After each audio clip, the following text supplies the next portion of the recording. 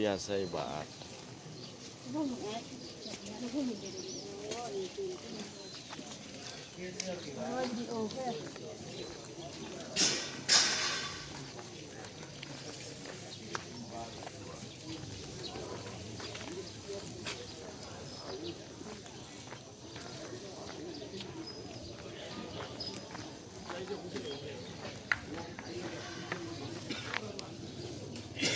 เสน่ห์ของหลวงพระบาง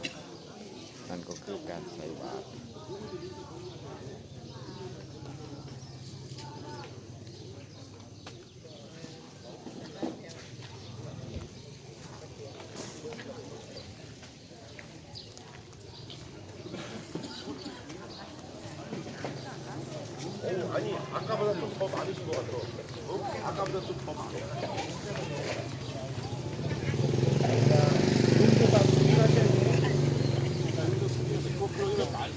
หลวงพระบางยามเสาร์เด้อมีพวกแค่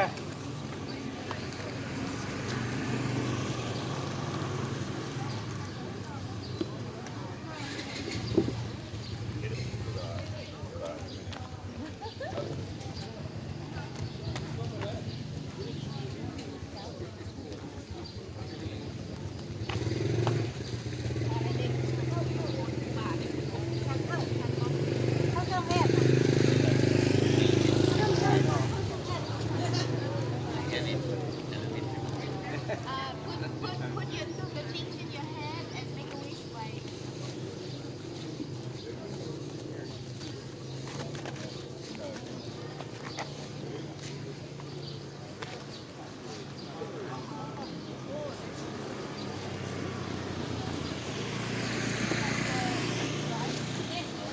น้ำข้าวค่ะนี่พวกกัน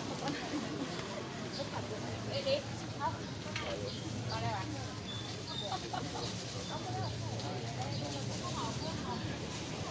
เพิ่นกาเกียมให้ทุกอย่างเด้อพี่น้องบ่ต้องกังวลหยังเวลามาใส่บาตรบ่ต้องกังวลว่าญาติบ่มีของใส่บาตรหยังเพิ่นจะเกียมข้าวเกียมน้ำให้เฮาทุกอย่างแล้วก็เฮาก็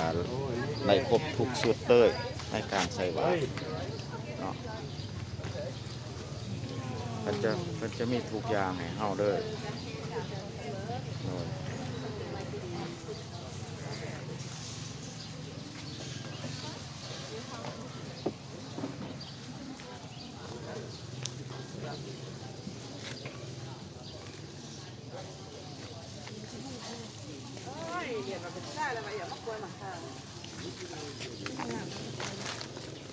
ข้าวมะกรูดให้ปังแบบนี้ เสน่ห์ของเมืองหลวงพระบางนั่นก็คือการใส่บาตรยามเช้า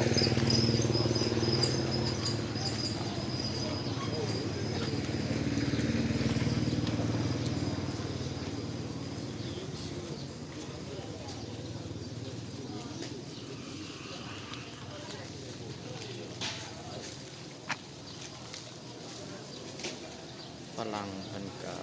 ภูมิใจในวัฒนธรรมลาวเนาะเพิ่นก็มาใส่บาตรเป็นเอกลักษณ์ของหลวงพระบาง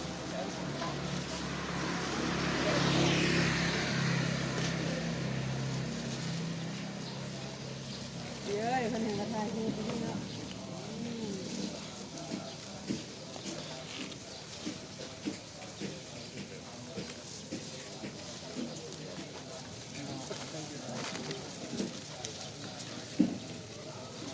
เสน่ห์ของหลวงพระบางยามเช้าเพิ่นมีเตรียมให้ทุกอย่างเด้อพี่น้องเด้อบ่ต้องกังวลเวลามาใส่บาตรจะมีข้าวมีน้ำมีขนมทุกอย่าง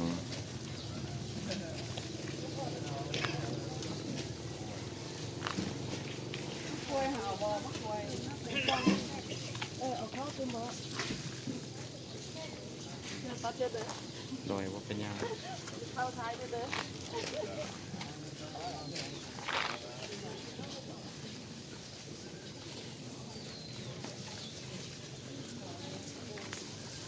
ผู้คนจำนวนหลวงหลาย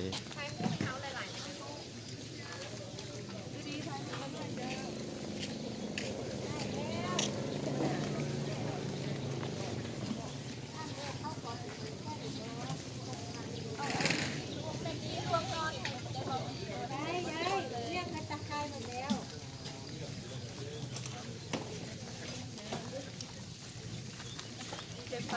ข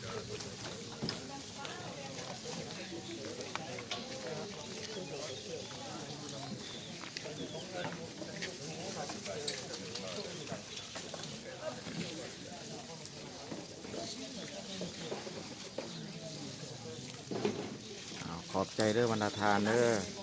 โชคดีโชคดีบรรดาทานขอบใจได้หลายโชคดีโชคดีโชคดีโชคดีโชคดี